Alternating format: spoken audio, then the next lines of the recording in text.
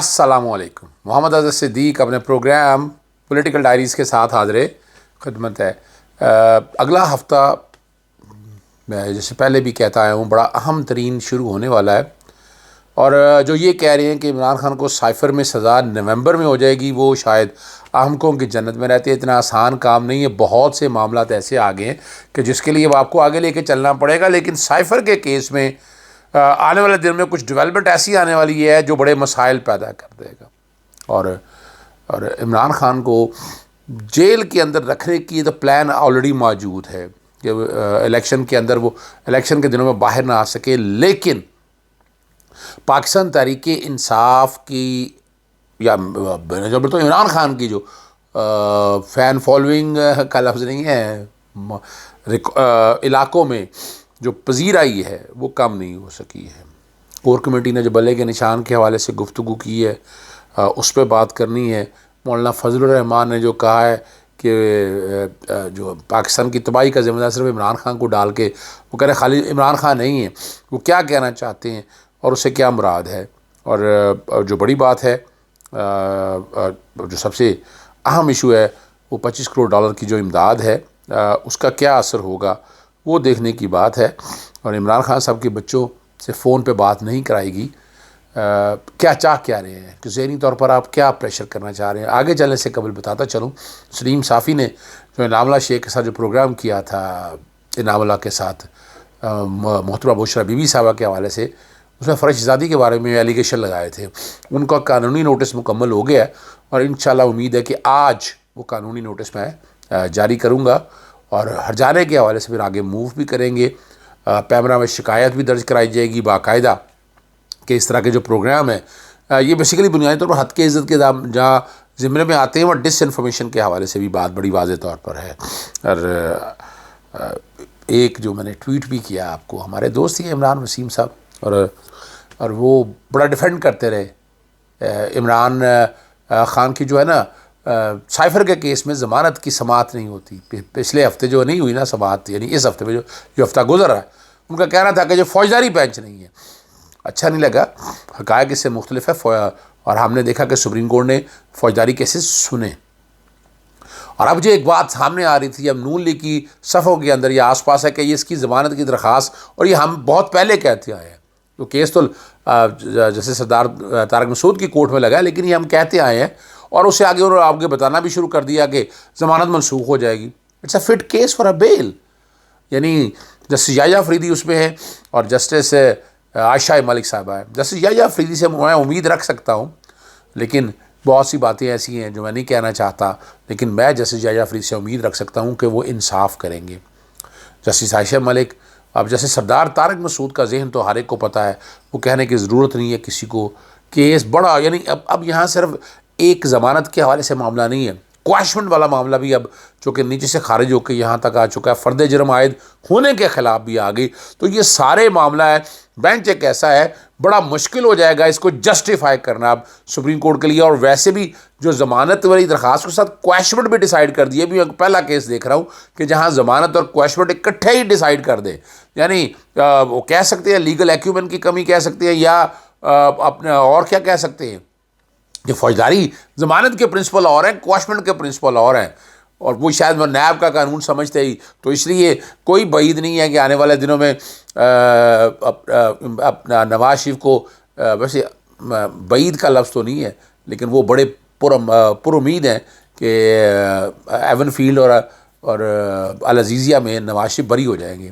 اور وہ جو کرپشن اور سارا بیانیہ تھا اور جو کہا جا رہا تھا کہ پتہ نہیں کیا کریں گے، بے لاک کرا ہوگا، احتساب ہوگا، یہ احتساب آپ کے سامنے ہے. جس طرح ترامیم کی گی اور جس طرح یہ اپیل الاؤ ہوگی، یہ بھی آپ لوگوں کے سامنے آ جائے گی بات. عمران خان صاحب کے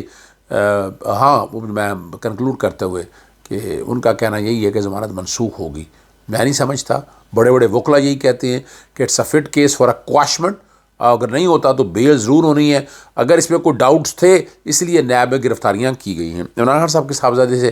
بات نہیں کرائے گی، ان کے بچے کی حالانکہ سالگرہ تھی. بہت سے لوگوں نے بہت نیک تمناؤں کا، اب یہ تو ایک حق ہے. اب اس طرح کوئی دہشت گرد تو نہیں ہے نا، یا کوئی دیش دروہی تو نہیں ہے نا. اس ملک کا وزیر اعظم ہے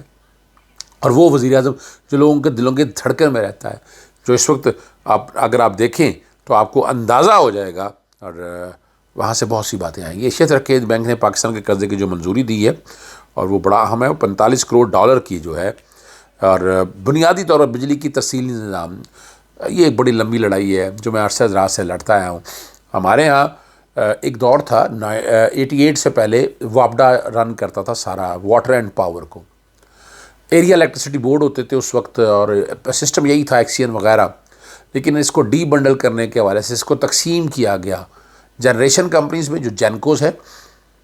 ٹرانسمیشن کمپنی میں جو جس کی بات ہو رہی ہے ترسیل کے حوالے سے کہ اس کو بہتر کرنا ہے، اور یہ بڑے عرصے سے پیسے لگانا تھے، اور لگاتے تو شاید یہ بنیادی طور پر آئی ایم ایف بھی یہی کہتا ہے، اور بھارتی پنجاب کے اندر یہ حالات اگر بہتر ہوئے تو اس وجہ سے بہتر ہوئے ہیں کہ انہوں نے لینڈ لیول جو ہے وہ بڑی زبردست طریقے سے کر لی، لیکن ہم اس طرف توجہ نہیں دے پائے۔ معذرت کے ساتھ ہم نے national transmission and dispatch company بنا دی، پھر ڈسٹریبیوشن کمپنیز ہے، میں نے بڑی جنگ لڑ رہا، اور سارے کو کنٹرول کری نیپرا بنا دی گیا۔ نیپرو ویسے ہی کمپرومائز ہے، وہ ملا ہوا ہے، اور جو کوئی بھی حالات آتے ہیں، میں نے بڑی لمبی جنگ لڑی ہے، اس میں آپ کو یاد ہے کہ میں نے نیلم جلم سرچارج وغیرہ بھی واپس لے کے دیے تھے ہائی کورٹ میں، اس وقت وہ میں بتا چکا ہوں، پھر میں کسی وقت تفصیلی بات آپ کے سامنے رکھوں گا، لیکن بتا دوں آپ کو کہ یہ اللہ کرے کہ یہ جو پیسہ ہے وہ صحیح سمت میں چلا جائے۔ اگر بجلی کا چوری بند ہو جائے اور ٹرانسمیشن لاسز ختم ہو جائے تو اس ملک کی تقدیر بدل سکتی ہے، اور اللہ کرے کہ ایسا ہی ہو۔ انشاءاللہ بڑی امید ہے کہ اگر یہ اس سمت میں اگر چیزیں آئیں گی تو اسے بہت بہتری کی طرف اور حالات آسانی کی طرف جائیں گے۔ اس کے ساتھ میں ایک بات اور بتاتا چلوں، یہاں جو مسلم نون نے ایک بیانیہ بنایا ہوا ہے،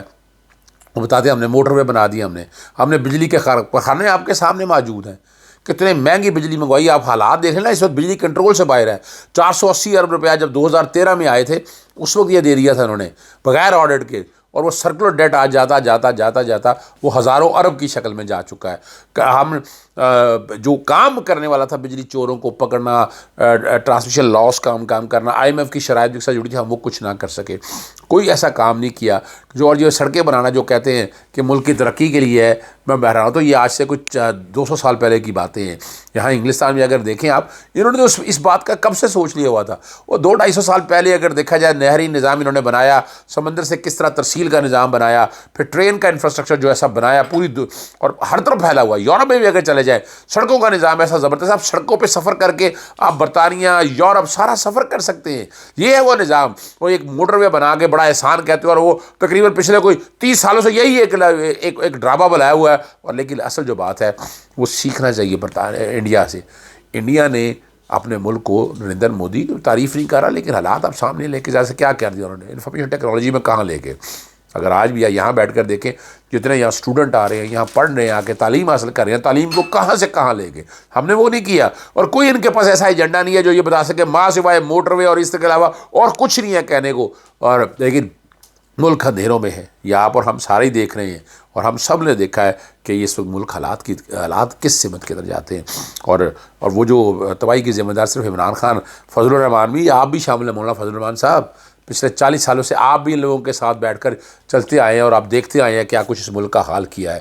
ان کے پاس یہ 40 سالوں سے چہرے جو ہیں وہی چہرے کیا بتانا چاہیں گے ہمیں، کیا کوئی انوکھی چیز ہمارے لیے لے کے آئیں گے، ہمارے لیے کیا ایسی خاص چیز کیا ہے جو اس ملک قوم کی قسمت بدل جائے گی؟ وہی پرانے چہرے، وہی لوگ، اور کسے پٹے 40 سالوں سے وہی پرانے نعرے، نیا نعرہ ایسا کیا۔ ہاں بلاول بھٹو کی میں تعریف کروں گا، اس نے کہا کہ نوجوان نسل کو آگے آنا چاہیے، لیکن سوال یہ ہے کہ اس نظام میں آپ اس طرح تو کردار ہی نہیں آ پا رہے جو میں جو کہہ رہا ہوں۔ میں کوشش کروں گا وہ ٹی وی بیک گراؤنڈ میں چلوں، میں مساق پاکستان کی بات کر رہا ہوں 5 جون سے، کہ تمام سیاسی جماعتیں اکٹھی ہو جائیں، صاف صاف الیکشن کی طرف جائیں۔ مگر اگر آپ اس طرح کریں کہ پاکستان تحریک انصاف کو ایک طرف کونے میں پھینک کے آپ کہیں کہ آپ وہ مقصد حاصل کر لیں، وہ نہیں مقصد حاصل ہوگا۔ پاکستان پیپلز پارٹی کی مجبوری کا لفظ میں کہہ دوں تو کوئی حرج نہیں ہے، انہیں پاکستان تحریک انصاف کے ساتھ آگے آنا چاہیے، سڑکوں پہ نکلنا چاہیے، لڑائی ایک لڑنی چاہیے۔ الیکشن کمیشن پہ پتہ نہیں کیوں ٹرسٹ کیے بیٹھے ہیں، الیکشن کمیشن کو ٹرسٹ کس بات کے لیے؟ نادر آپ کے سامنے جس طرح کنٹرول ہو رہا ہے، ہر چیز جو ہے مینورنگ کی طرف جا رہی ہے، یعنی یہ کوئی طریقہ نہیں ہے۔ یعنی اگر آپ دیکھا جائے تو آپ سمجھتے ہیں کہ اس طریقے سے اس ملک میں جمہوریت آگے آ جائے گی، سارا سسٹم آگے چلا جائے گا؟ آج بھی اگر پاکستان پیپلز پارٹی، اور دیکھیں میں کسی کمپرومائز کی بات نہیں کر رہا، نہ کرپشن یا بیانی، وہ کرپشن کا حال جو ہم نے دیکھ رہا تھا وہ ہم نے دیکھ لیا، صرف اتنا ہی ہے صاف شفاف الیکشن، اور جو ووٹ ڈالا جائے وہی ووٹ نکلے، اور جو ووٹ عزت کا بیانیہ لگایا تھا پاکستان مسلم لیگ نے، میں پاکستان مسلم لیگ کو مانگے دھول کہہ رہا ہوں، میں نکالا اس سارے پروسیس کے اندر سے، وہ ایک طرف کھڑی ہے، اس کا وہ بنائی بیٹھی ہے کہ جو کہانی تھا نواز شریف نے، میں لکھ کے دیتا ہوں کہ میں وزیر اعظم، اور باقی چیزوں کو سب کو سامنے رکھ کے دیکھتے ہیں، تو وہ فیصلہ کیے بیٹھا ہے، تو کیا یہ فیصلہ واقعی قابل عمل ہے یا ہو سکے گا؟ لیکن حالات یہی بتا رہے ہیں کہ یہ گراؤنڈ یہی ریالٹی بتا رہی ہے، لیکن اگر گراؤنڈ پہ دیکھا جائے ووٹ بینک یہ نہیں ہے، اور میں نے ٹیلنٹ نیوز میں آپ سے 24 سال وقت کہا تھا، وہ ٹویٹ بھی بیک گراؤنڈ پہ چل رہا ہے، میں نے صاف کہا تھا، میں نے کہ اگر صاف شفاف الیکشن ہوئے تو Pakistan Tehreek Insaf land slide victory ہوگی، دوسرے نمبر پہ پاکستان تحریک پیپلز پارٹی ہوگی، تیسرے نمبر پہ میں نے مسلم لیگ نون کی پروڈکشن کیا، یہ صاف شفاف الیکشن ہونے کے حوالے سے اگر ہو سکے تو مولانا فضل الرحمان اگر اس حد تک بات کرتی ہیں تو میں اس حد تک کہہ رہا ہوں، یہ خالی عمران خان نے کیا کیا ہے 3.5 سال کے اندر حکومت میں، کرونا میں جتنی زبردست اکانومی وہ لے کر گئے، جتنا انڈسٹری کا بوم انہوں نے دیا، وہ تو ان کے مقدروں میں بھی نہیں ہے، وجہ صرف اتنی ہے کہ اس نے بڑے بڑے مافیاز نہیں پالے جو باقی حکومتیں پالتی رہتی ہیں۔ اجازت چاہتا ہوں، السلام علیکم، اللہ حافظ، پاکستان زندہ باد۔